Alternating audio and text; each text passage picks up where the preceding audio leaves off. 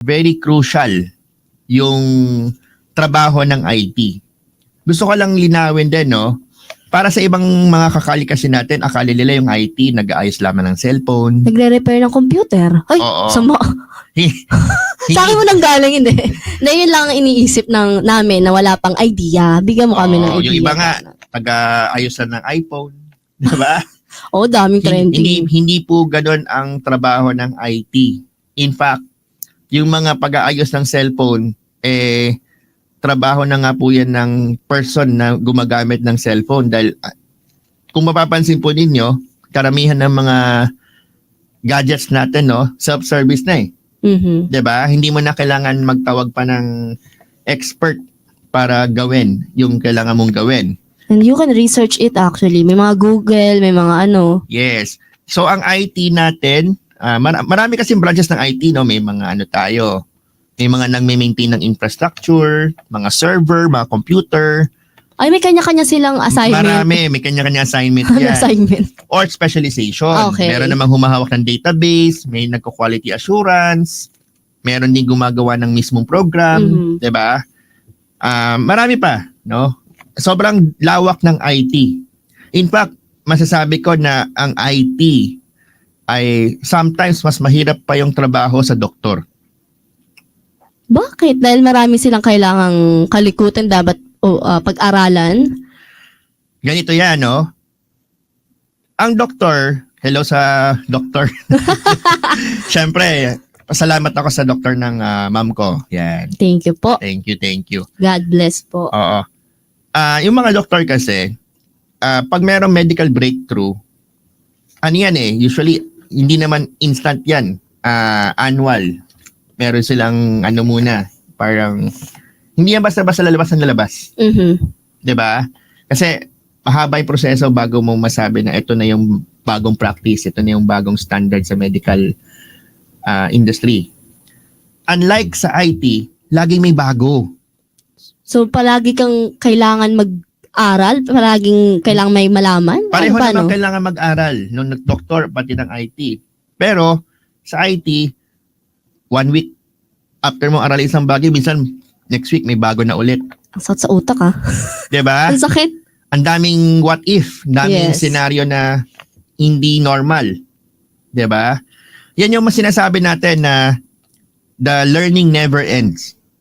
For all naman, lahat naman ng klase ng trabaho, learning Lahat ng never ends. profession. Mas mahirap lang kasi sometimes, katulad ito nangyari sa mga system natin, no? What would happen if walang IT? Oo nga. Tumigil ang ano mo, ang airline. Aha. Ibig sabihin, wala nakalipad. 'Di ba?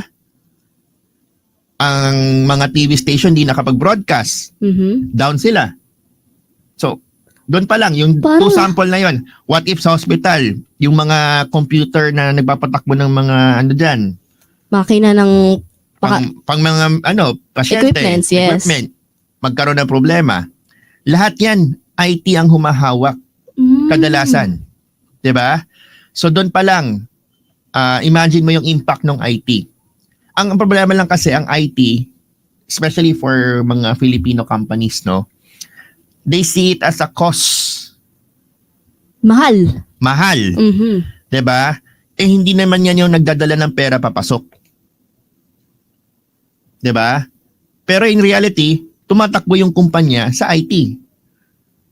Yung simpleng POS, kung saan pinapasok ang sales. IT ang humahawak niyan. Mhm. 'Di ba? Yung pagmo-monitor ng mga supply chain, mga products, delivery, ID pa rin ang may hawak niyan. Sabagay, lahat kasi di computer. Yes. Yun yung isang bagay na nakakalimutan, no? Kaya masasabi kong importante ang mga IT sa buhay natin sa araw-araw. Sabagay kasi pasensya na. Ay, yung iba kasi nagiging mababa yung tingin sa IT. Kasi nga, di ba, hindi lahat mahilig sa alam mo na, yung sobrang hirap, daming memorize, daming gagawin. And yung iba, mas nag-iisip sila ng mga trabaho na sa tingin nila madaling makapasok. Mhm. Actually, ang laging nababanggit, no, mahirap daw ang IT kasi may math, Maraming Pilipino ayaw sa math. 'Di ba? Ano pa? Hindi naman siya memorization. Kailangan magaling ka sa logic. Oh. Pero nakakahilo kasi yung number eh. Lalo na pag marami. Hindi, kailangan talaga 'yon, no? Kasi ikaw yung gagawa ng solusyon eh. 'Di ba? Bigyan ko kayo ng example, mga kakalye, no? For example, sa iyong cellphone, meron kang isang application. May isang button doon. Pinipindot natin, 'di ba? Ano ang ginagawa ng button na 'yon? Maraming proseso 'yun sa likod. Sino ang gagawa nun? Ang developer. 'Di ba? So yung logic para magawa 'yun, medyo 'yun yung Mahirap. Hindi siya madali. Pero etong yung sweldo, sapat ba? Dahil sabi mo nga mahirap, hindi madali, and kailangan lalo sa pag may nag-shutdown ng mga system. Maire-recommend mo ba sa mga gustong mag-IT? Usapang sweldo, depende yan kung saan kumpanya ka mapapasok. And anong specialty? Yes, Kasama? ano rin yung role mo. 'Di ba? Pero generally speaking, above average at mataas ang sweldo ng mga IT. Hindi lang sa Pilipinas, lalo na sa ibang bansa. Kasi very critical, lalo na ang mga first world country. They are all dependent on, computers, Technology. Yes. So, ganun siya ka-in demand. And hindi mawawala ang IT for the next decade or even more. Bakit?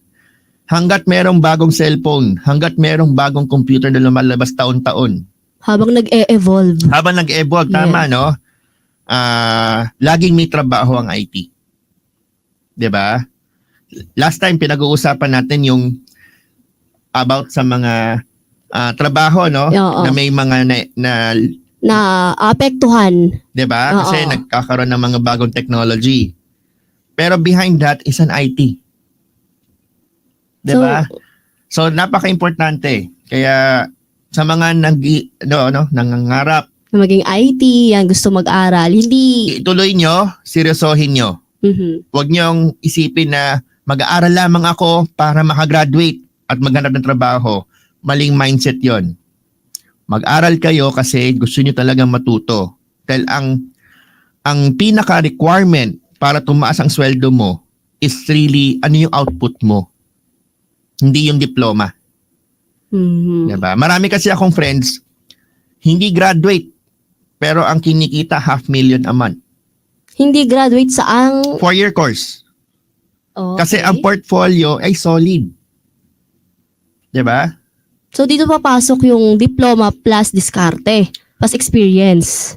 Yes. Okay. Exposure, experience, syempre, yung talagang knowledge mo and skills. No? Ang maganda lang dito, maraming specialization ng IT. So, there would always be one for you. Ayan. Okay. May advantage pa. Kunwari ako nag-aral ako ng IT, pero sa ibang bansa naman, hindi na din sa Pilipinas. Tapos dito ako magtatrabaho sa Pilipinas. Malaki din advantage, no?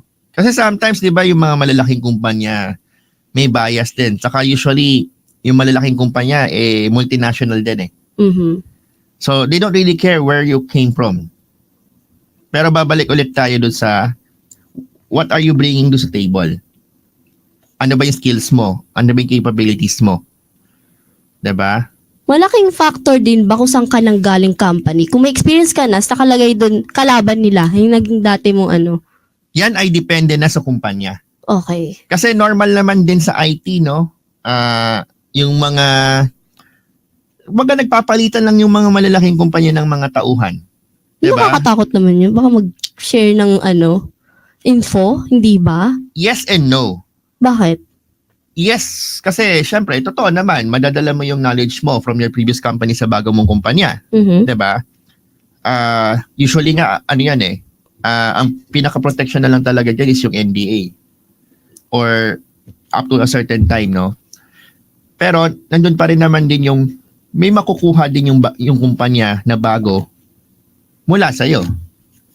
Kapag hahalo yung knowledge. Yes. Kasi sabi nga natin, di ba, we learn from other people. Mhm. So, nag-a-apply yan. Hindi lang sa IT, mga kakalye. Kahit saan, we learn from other people. Yung mga mali natin or yung mga ginagawa natin, pwede pa natin ma-improve. Ayan. Saan manggagaling yung information na yon? Or saan manggagaling yung mga tips na yon? Siyempre, sa ibang tao. Especially doon sa mga nasa industriya na rin. 'Di ba? Or yung may experience na. Yan, parang nasagot na rin yung tanong, ano yung mga pwedeng possibility trabaho na maire-recommend sa mga gustong magkaroon ng magandang kinabukasan o future job profession. Katulad ng kanina na pag-usapan natin. Sabi nga natin, sa IT alone, no, meron tayong developers. Mhm. Ito yung mga gumagawa ng program. From that alone, pwede mo i-breakdown pa yon kasi meron ng mga nag-specialize sa web. Meron nag-specialize sa mobile app development, di ba, for Android and iOS. Ang dami. Meron din nag-specialize sa database, sa networking. Yan, kung ayaw mo mag-program, pwede kang mag-focus sa networking. Di ba? Ito naman yung mga nagsiset up ng mga network na ginagamit para magkita-kita yung mga computer, right? Meron din naman nag-specialize sa system administration, sa pag-set up ng mga server. So, ang dami. At syempre, doon sa mga less technical, no? Kasi syempre, hindi naman natin maiiwasan. Minsan talaga, yung programming hindi para sa'yo. May mga ganun eh. Kunyari lang, pwede ka pa rin mag-focus sa quality assurance. What is quality assurance sa IT? QA team, ito yung mga nag-check ng mga application kung meron pa silang makikitang bugs. Mga or problema. virus? Hindi virus. Ay, iba pa ba yung virus? Iba pa yun. Actually, buti na banggit mo, no? Mhm. Iba pang specialization yung cyber security. Napakalawak pa nun.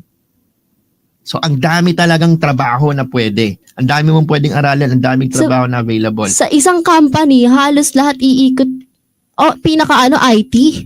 Kasi parang doon umikot, may specialty sila iba-iba eh. Pag bumuo ka ng company. Kadalasan, kasi for example, kunyari lang ikaw ay may clothing line, Hmm. right? Siyempre, meron ka ng inventory. Meron ka mga POS sa branches. Yes. Doon pa lang, meron nagme-maintain yan. So, uso na kasi ngayon sa social media nila, di ba? Gagawa ng website, and Iba pa mag-manage yun. yun. Iba pa yung digital marketing. Yes. Iba Kaya pa nga yung eh. mga nag-specialize sa search engine optimization. Ito naman yung mga specialization na para yung website ay mas maging searchable. No? Sa Google at sa Bing.